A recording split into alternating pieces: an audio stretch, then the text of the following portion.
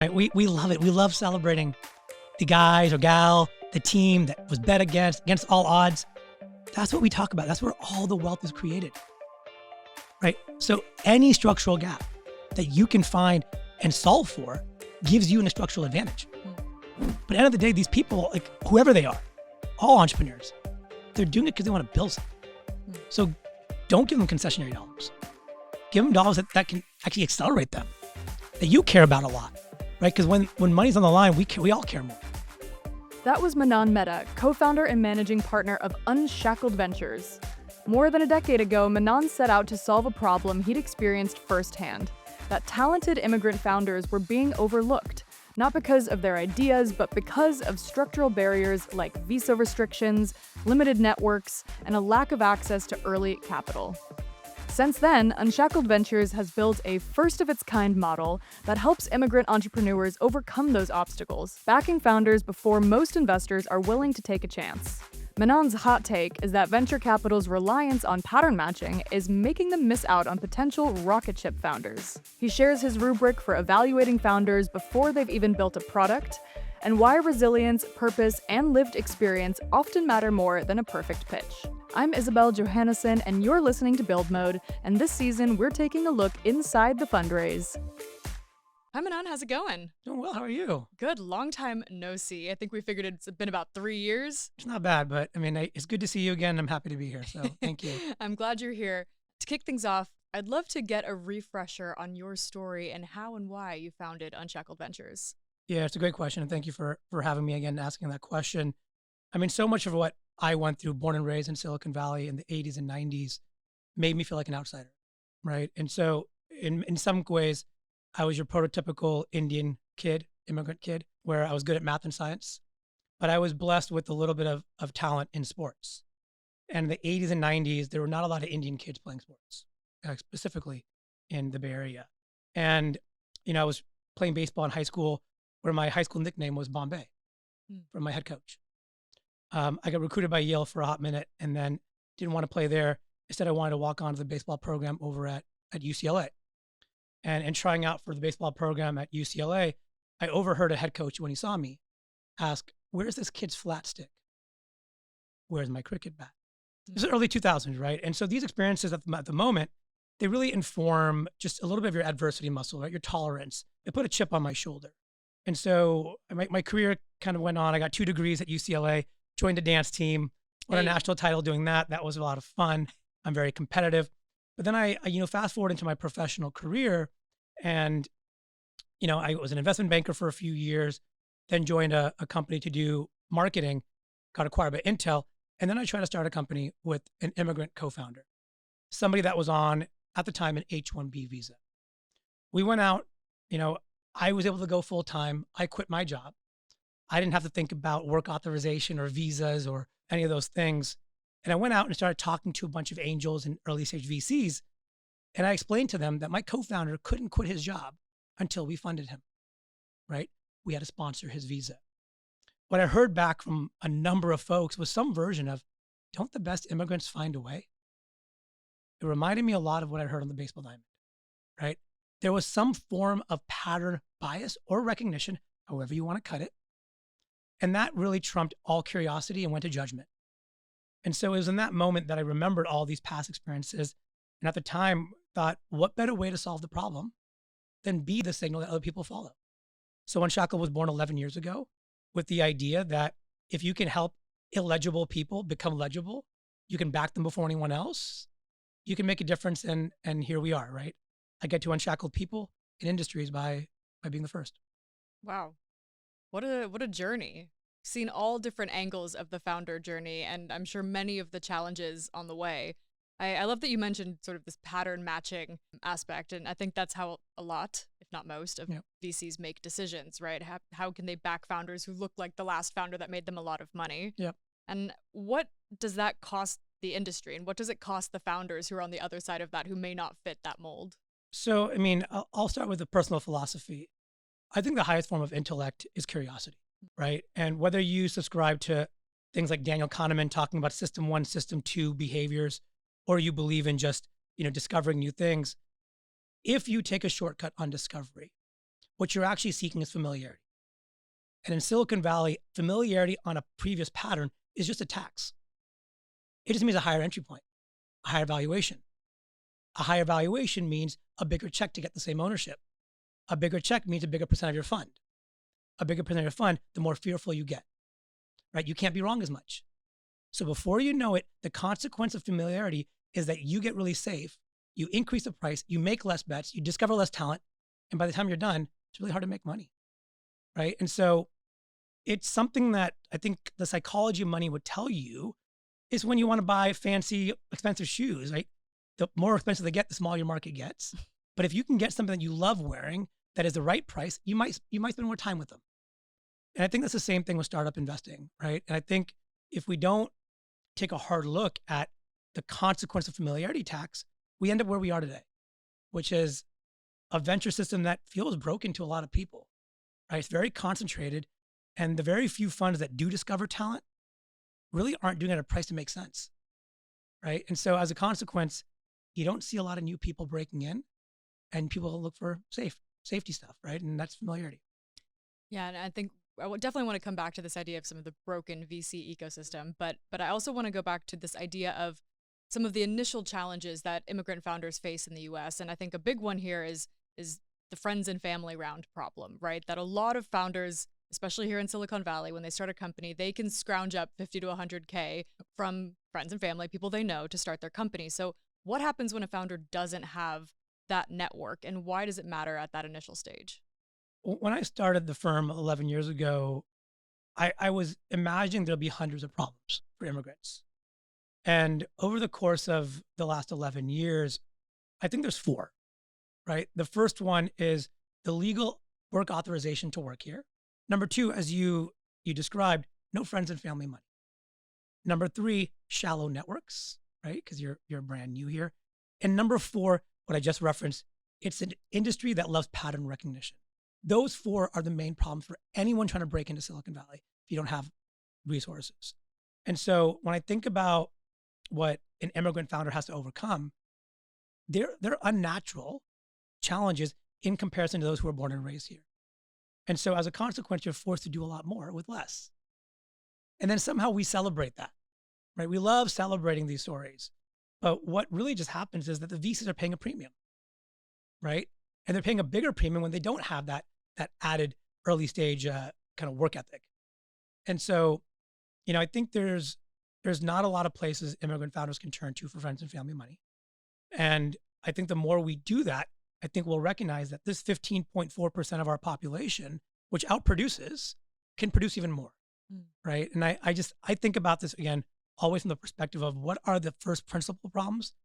And if someone can solve all four, which I think we do at Unshackled really well, you get access that no one else does, right? And you unlock talent before anyone else could see them.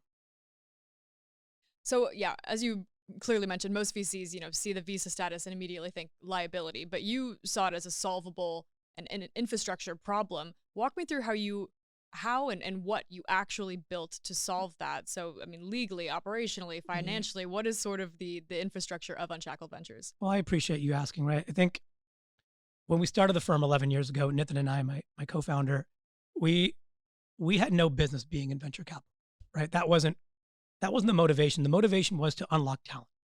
It just so happened the business model was venture capital. So alongside raising a venture fund, we actually stood up an R&D technology lab. So why an R&D technology lab? People must be asking, right? It's a model that allows us the legal structure to invest in burgeoning technologies, burgeoning projects, and also be an employer should it need to be. So ergo, if you are getting an investment from Unshackled, you need your visa sponsored. We could theoretically deploy that capital through payroll, through our R&D technology lab, sponsor your visa, and off you go and run. Our investment was done on a typical YC post-money safe. So between us and the founder, no question.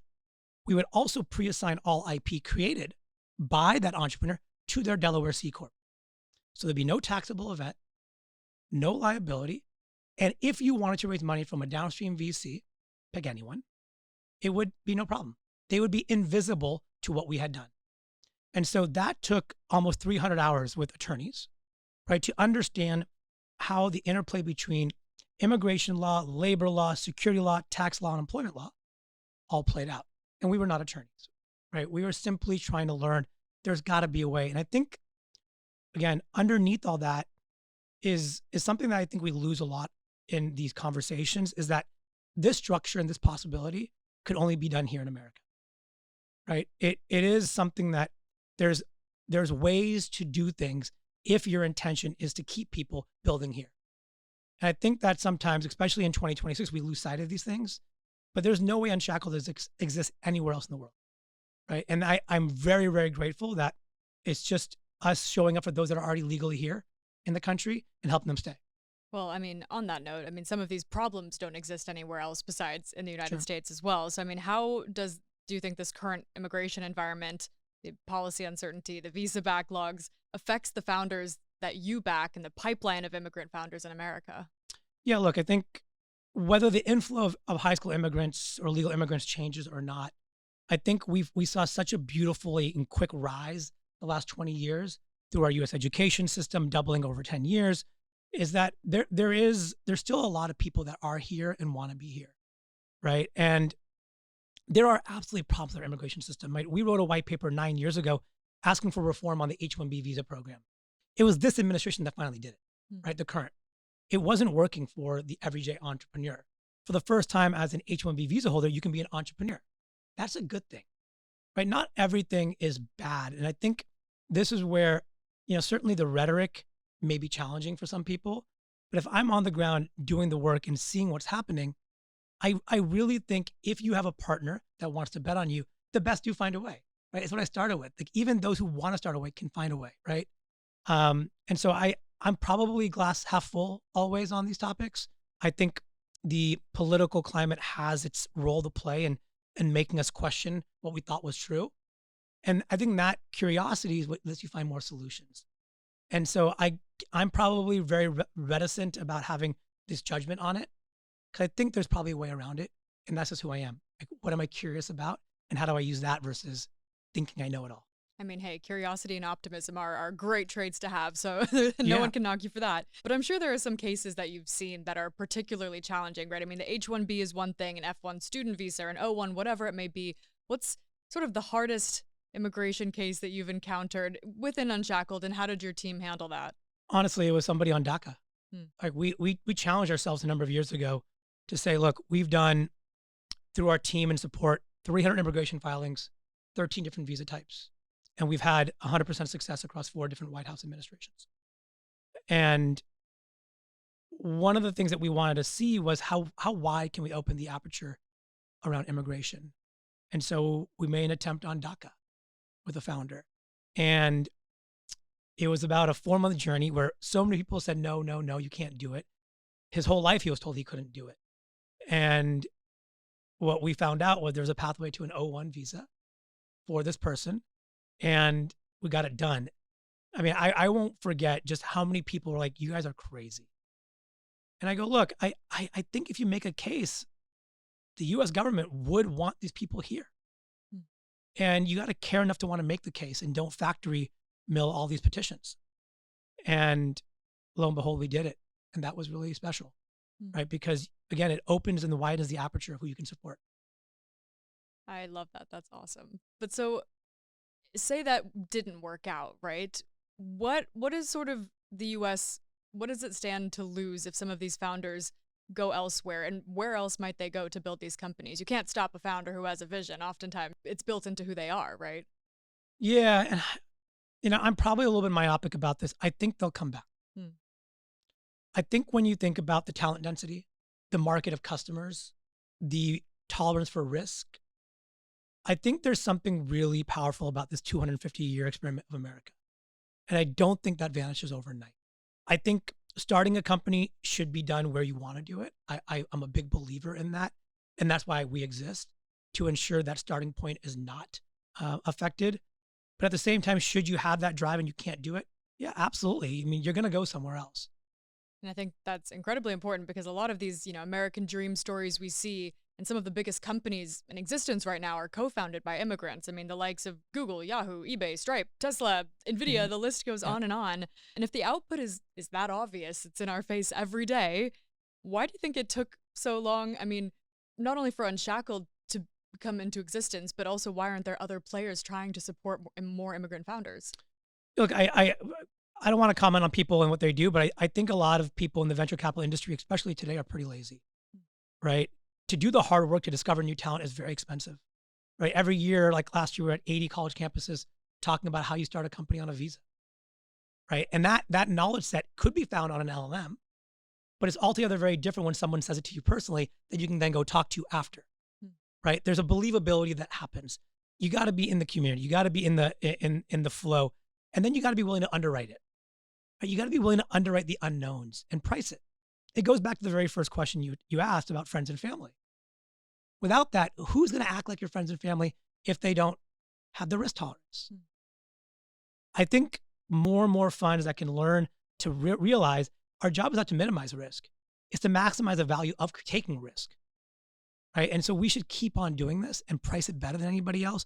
But I think you're more hinting at, I think, a VC industry that has evolved into a lot of concentration, right? Into a lot of spin out, GPs from top funds. Well, they're very impressive.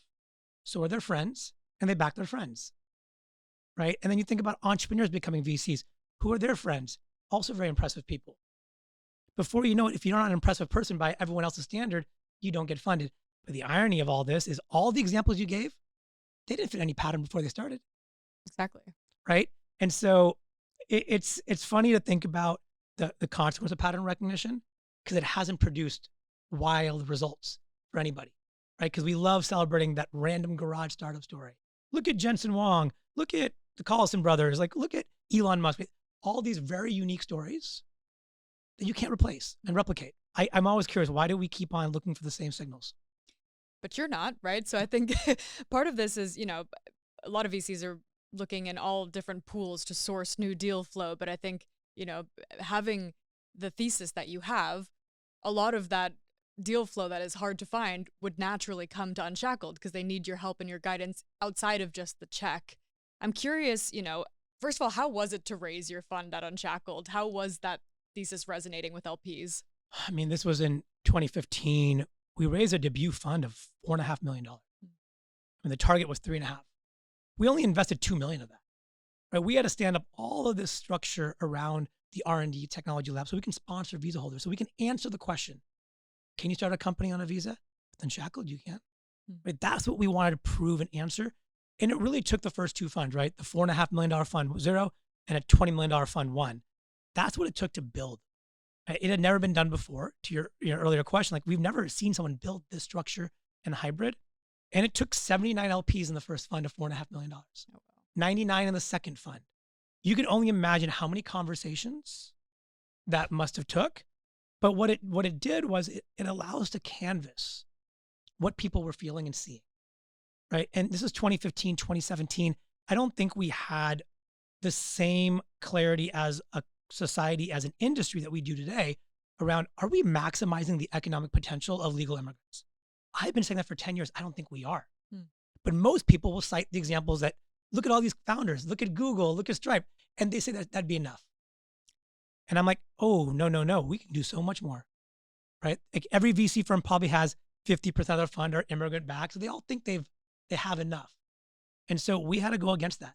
We had to make an argument that if you widen the surface area, more will get through. And by the way, all we are is a lead gen firm for every other VC firm.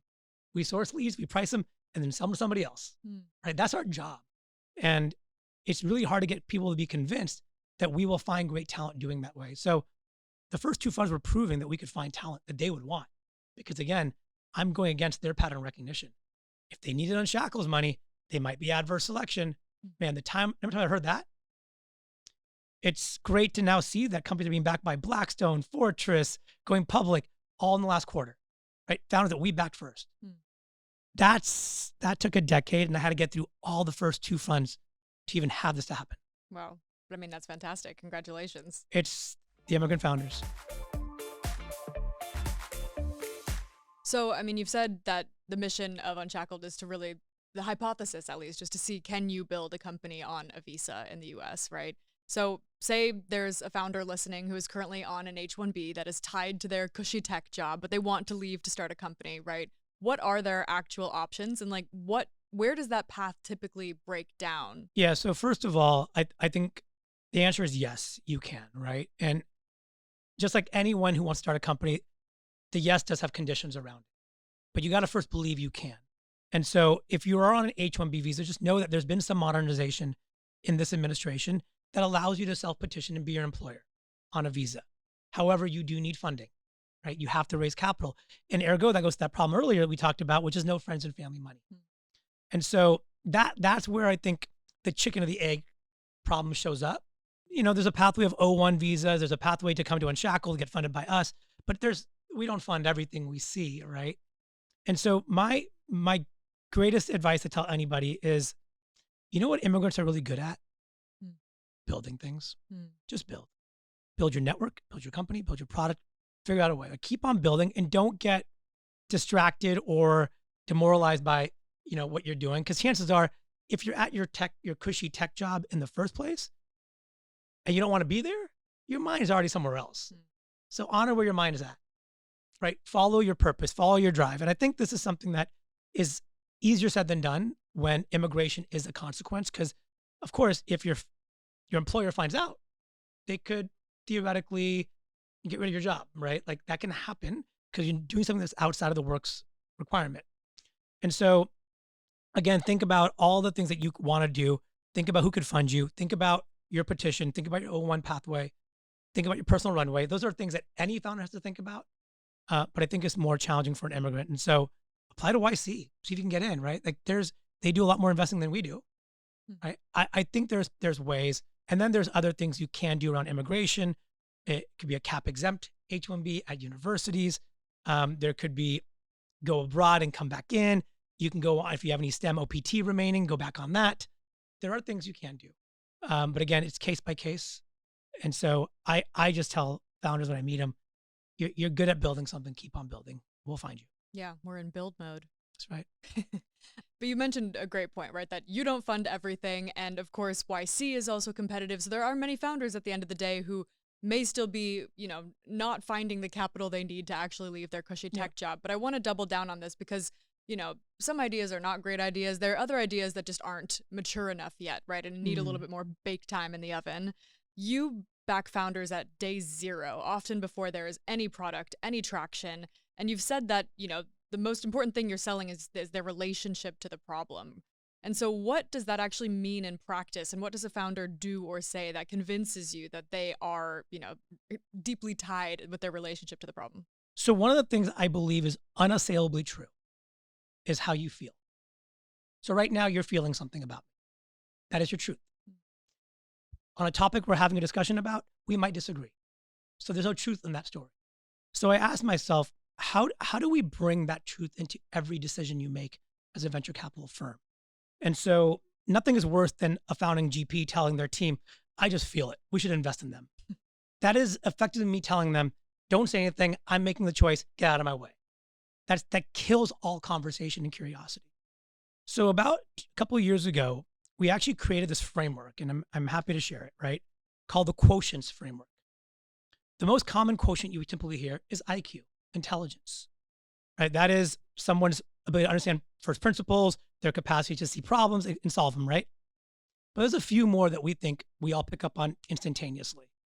Another one is called AQ, adversity quotient. Another one is called EQ, emotional quotient, and SQ, social quotient. So what do they all mean? Adversity quotient is really your resilience and your tolerance. Your social quotient is how well can you play the game, right? Do you want to play it? How well, do you think you have fun doing it? And then EQ is really about your self-awareness and growth mindset. So what we did at Unshackled was after every founder pitch, the team that's on that call, we sit back and we score. Because what is true, how we felt. This is not a judgment on the founder, it's how we experienced them. That's all it was. And we'll score it. And we'll huddle up and say, all right, so how did you score? Well, I saw this founder. I gave him a 6 on SQ. Oh, Isabel, you gave him a 9? Okay. Go around circles. Go back to that SQ. We're different. So what did you pick up on that I missed? Or you asked me, hey, what did you pick up on that made you go to a 6? And what if I told you, man, I had a really rough morning with my kids. So I wasn't feeling it today. That informs a lot of my bias. Mm. And before you know it, what we're actually doing is learning more from each other about what we experienced. And so what we have as a litmus test after that conversation is, do we want to learn more or not? Mm. If we want to learn more, we have a bank of questions to go through all those quotients so we can learn more about a founder. Because so many founders, what they don't do in a pitch to a VC is really clearly explain why they believe in themselves, right? Because they're so rehearsed in saying, here's the problem, here's why I want to solve it, here's how the world can be better, here's my TAM. They're so restricted to the typical VC advice. I don't want that. I want to underwrite you before anyone else can see that. And so what I actually want to know is I use the quotient framework to be present in the moment. We have archetypes that predict the future, and then I use the question to learn your past. Before you know it, I piece together past, present, and future to make a decision. And that allows me to find 19-year-old kids that go to Penn State that would never have told me what they told me unless I asked the right questions along the lines of, so tell me, you came here at 18, you grew up in Kashmir. How did you do that? What did it take to get out of your hometown? Who helped you? Who was hurting you? Who supported you? What'd your parents give up? Oh, I did my first, got my first patent at 8 years old. Wait, what? Okay, how did that belief then translate to when you're 14? And you start to learn very quickly that these stories, they inform how you show up in that moment. And that's what I'm investing in. So the idea becomes simply a representation of a life lived and where they think they can solve. And then we underwrite it. And everything else that we don't know around, have they incorporated the business? Probably not. Have they built any product? Maybe not. Do they have any customers? No. I just price in that risk. I don't have the answers. So I'll price it and I'll bet on you and say, let's go. And I think that is what a discovery engine requires. It requires a real sensibility around what can you learn that no one else knows, but only the founder knows. And you use your team around you on every investment decision to get them to speak truth. When they speak truth, you learn more. But I don't want to debate you on market size. What the hell do I know? I'm a pre-seed day zero investor. I'm going to be wrong anyways. That is a incredibly refreshing take on my question of what are you looking for in the founders you invest in? Because you're right. It's usually a pretty standard answer. And that one I have not heard before. Very, very interesting. Almost sounds like a fortune teller in some ways. You can predict the past, present, and future. Well, and it's simply co-signing the future with the founder. Mm-hmm. Knowing that the future that they're going to create is unlikely the one they're thinking about today. But their tolerance and adversity and their grit to do it all is what I want to bet on. Yeah. Right? Like it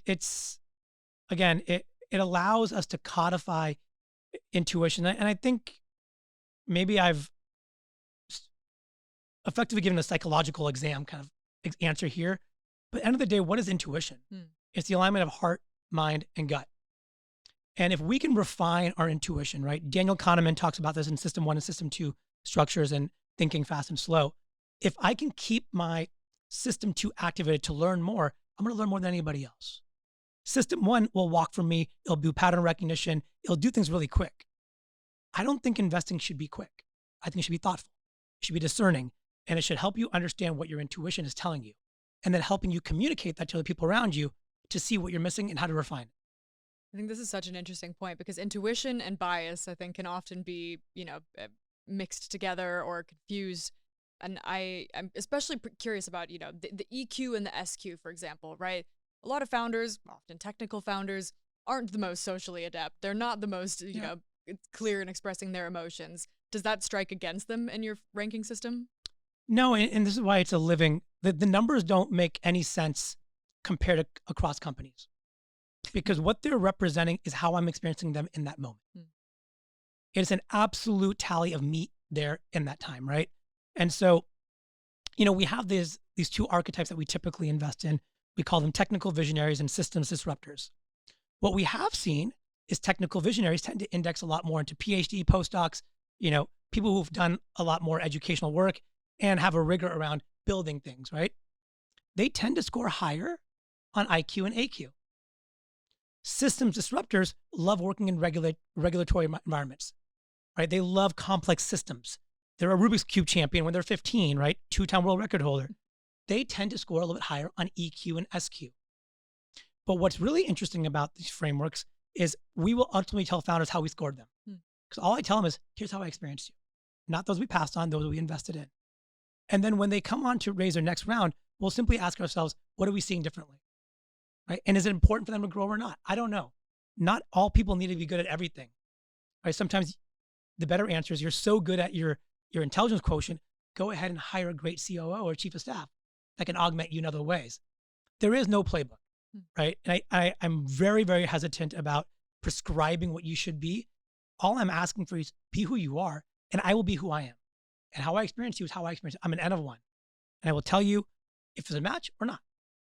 Yeah, and I mean, having a sounding board of other people also taking their experience of them and having that conversation afterwards, I think is a really interesting way of taking that intuition and putting numbers and data behind it. I think there is a lot of this bias maybe covered up by an intuition statement by VCs and by just people in the ecosystem in general who have that against immigrant founders, right? There's some kind of bias or intuition. It just doesn't feel right. It's not the right time. Where do you think that story comes from? Is it a matter of, ignorance or risk aversion, or is it something more structural? Fear. I think we're humans.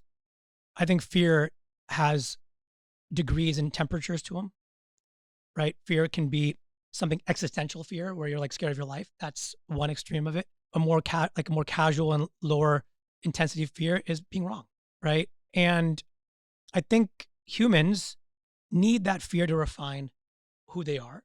It is a barrier. It is the boundaries of making sure that you go from your comfort zone to your learning zone and avoid your danger zone, right? Like, it's that line between learning and danger zone get blurry. Fear is going to keep you hopefully where you need to be, right? And I think having a lot of self-awareness of what gives you fear at even the most minute levels, the lowest decibels like possible, I think is a real art. And I think you see this, why historically we've seen certain type of VCs be really good. Journalists, for example, have had a great track record because they're not afraid to ask more, right? Sometimes when you believe you want to do something so badly, you stop asking certain questions to get you off your conviction. And I think if we better understood our own fear and our own psychology of our fears, including LPs telling us we were really wrong, right? We just messed up a lot of money and put good after bad. And hey, we're not going to re-up with you. That can happen. But that fear, if you bring that into every decision, is going to force you to familiarity, force you to be a party round investor, force you to put your name on the right companies. And before you know it, you've not made money and the industry's worse for it. Right. And I think this is where we don't invest in psychology, right? At all levels. Everyone says they bet on people. The only question is, do you understand the conditions you're requiring them to hit and know where you play in that ecosystem to go ahead and do that? Manan, you've built an infrastructure that solves a problem that, the market wasn't addressing for immigrant founders, but the same could be said for a Black founder from Atlanta or a first-gen college, graduate from rural Ohio or a woman founder without a tech pedigree. They're all facing a version of the same structural gap. And the lesson here, I think, is maybe bigger than immigration, but what do you think is the through line from your experience that applies to all founders that don't fit the VC mold?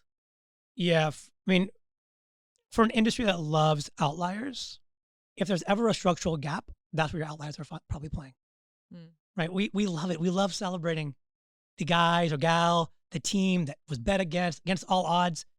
That's what we talk about. That's where all the wealth is created, right? So any structural gap that you can find and solve for gives you a structural advantage. So my call to arms for everybody is ask yourself whatever structural gap. Like I agree, like there's a lot of people in flyover states that do not get the same attention, right? And what's really fun is so many of our founders go to school in those places, team up with a local who knows that market, whether you're in energy storage or you're in logistics and supply chain. The combination between immigrant and American in our portfolio is so high. And I think those lived experiences, if you just understand it and you create the right financial structure to take on risk, but you do it from a capitalistic mindset, I think you're uniquely American. I think the problem is that we've looked at these populations without capitalism in mind.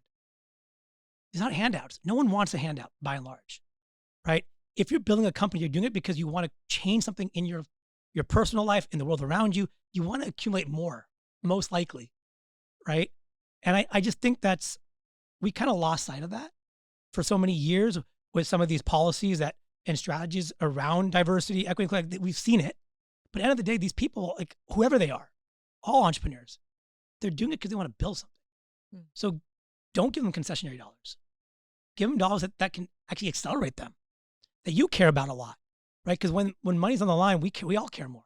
No, and I agree, but let's talk about how founders can get a little bit more creative about where to find this capital, because as we've talked a lot about, the venture capital ecosystem today is not necessarily the answer for a lot of underrepresented founders. So outside of venture capital, outside of Unshackled, what are some resources that you think founders are currently overlooking? And it could be, grants or equity crowdfunding, accelerators, or different models that could really get some of these ideas off the ground. Yeah, I mean, you see, there's some local regional work that happens through CDFIs, right? Community development funds. You see, there are more and more organizations that are doing grants and philanthropic strategies. There are a lot more competitions nowadays, right? Universities, local municipalities will have competitions locally for entrepreneurship.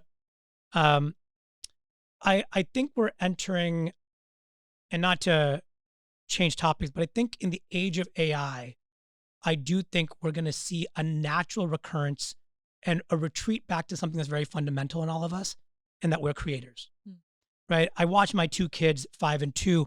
All they know how to do is create. We're culturing creativity out of them. Like I'm making them do certain things so that they don't create on my wall, right? I do this as a parent. I think AI is forcing us back to think about, what am I uniquely good at doing? And I think as a society, this is where the country is going to benefit a lot, right? If we start to build things again, we start to manufacture, we start to scale, I think we're going to win. And so I say all that as really a changing tide, I think is going to happen next 5-7 years, that if you are someone who wants to build, more and more resources are going to come online. And it may not look like building the next billion-dollar company, but if your local community is better off because of what you did, you've made a real impact. And I think there's another way to look at for-profit, and I'll steal Eric Ries's work here, his new book called Incorruptible. But it's for-profit he describes as the maximization of human flourishing. Right? How do we measure that? Right? And I think you've seen companies like Novo Nordisk, right, do that. You've seen companies like Costco do it. Really successful organizations. And I think an entrepreneur that works in the local community can do a lot of work to maximize human flourishing. And I think people will notice it. Well, I hope you're right about that, because I think there's a lot of exciting ideas that can and should be backed, and it may not be by our typical, venture ecosystem here, but that, more people get creative like you did with Unshackled on ways that we can systematically support these entrepreneurs. So to round out, I would love to get sort of your closing advice. If you could go back to the days that you and your co-founder started a company, to when you started Unshackled, what would you say to the emerging VCs and founders out there about what they can do to actually be part of giving more opportunities to founders, whether they're immigrants or just underrepresented or not, whatever their situation may be? I think most people, when they start a company, will feel pretty isolated. And so the feeling of outsider, where I started this conversation, I think even I was born and raised in Silicon Valley in a time where the Indian immigrant was very successful, right? And even then, when I started Unshackled, there was no Indian immigrant that would back me. And so I wouldn't have qualified as somebody who was, underrepresented, like especially in Silicon Valley. And I think when I look back on that, one of the things that probably helped the most was ultimately understanding my why, right? Where that through line showed up for me, the work went from lowercase w work to capital W work. And it was less so about the email follow-up. It was less so about, getting the task done, but it was more so about inspiring people to join me on it. And knowing that whether they joined me or not, I was going to still do it. And so getting to that clarity is something oftentimes people that had more challenging childhoods get there faster, right? Because you're forced to deal with consequences of everything and relying on yourself. And so going back to all those communities we talked about beyond the immigrant community, those life experiences are your superpower for purpose. So lean into it and tell that story. And don't make it a story of like, look at me, woe is me, pity me. Say, no, this is why I do it. And this is why I will tolerate all the crap that's about to come. And if you can find a few folks that want to hear that story and get more curious, I think that alignment, and if they invest in you, is worth a lot more than somebody that invested in you with more money and was misaligned, right? Those people are are cancers. I've had them in my journey. They're not great. They might give you more money, but the moment things get hard, they walk away. You wish you didn't have their money because they actually distract you even more. Yeah. Right. And I think this is where the faster you get to your personal why, the more likely you are going to find the right people for you. That's great advice. I think we see a lot of founders who are trying to fit into this VC box these days, but rather than that, I mean, make your own box, paint the walls, find who wants to come and hang out in your box, and do, you know, forge your own path, basically. Tell your own your own category. Yeah. Right. You're an N of one. You're always gonna be an N of one. You're not somebody else. So don't try it. Well, thank you, Manan, for coming on and for sharing a lot of great wisdom. I mean, again, I think we could probably have a philosophical debate for hours about some of these things. It's been really interesting and exciting to talk with you. Very good to see you again. Thank you so much. I really appreciate you. It's wonderful. Build Mode is a TechCrunch podcast. Each episode is produced and edited by Maggie Nye and hosted by me, Isabel Johannesson. Our art and design is also by Maggie Nye. A big thanks to Morgan Little, who leads our audience development, the Foundry and Cheddar video teams, and most of all to you, the builders, and everyone else in the wider startup community. We'll see you back here next time.